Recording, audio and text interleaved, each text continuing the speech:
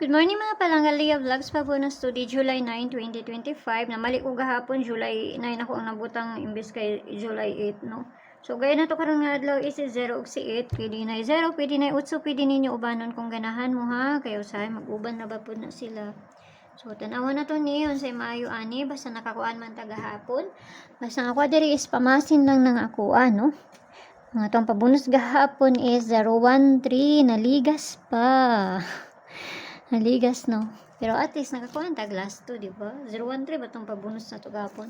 Okay. 013 ang atong pabonus gahapon.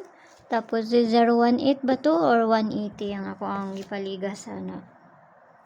Oo ba? Okay, so tanawon na to niyon say maayo ani. Ayaw mo kalimot sa base pair na to gahapon.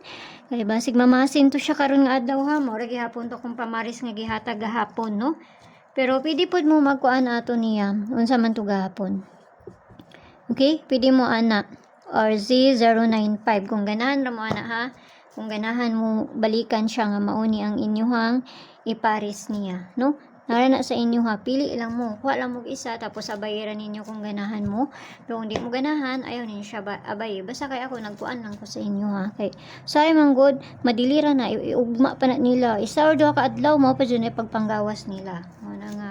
Sahay na sa inyo ha. Nagdepende ra dyan sa inyo ha. So, pabonus na to karon nga adlaw.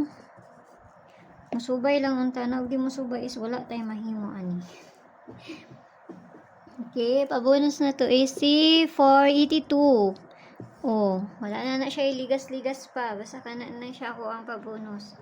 482, pero kung naamoy ko na kamo na bahala na. Plus minus raman na. Naghatag ko sa sulod sa GC pod na ako og 84.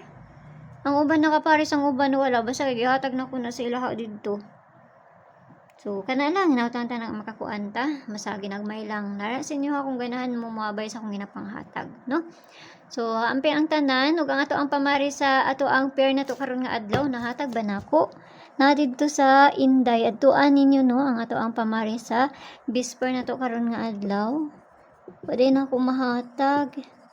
Kani, na dito sa Inday, adtuan lang na ninyo kung ganahan mo ana. Pero di mo ganahan, ayaw lang ninyo siya.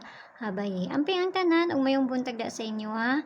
Munta nagmusubay para daghan na pud ang makakuan ani, no? Bye-bye!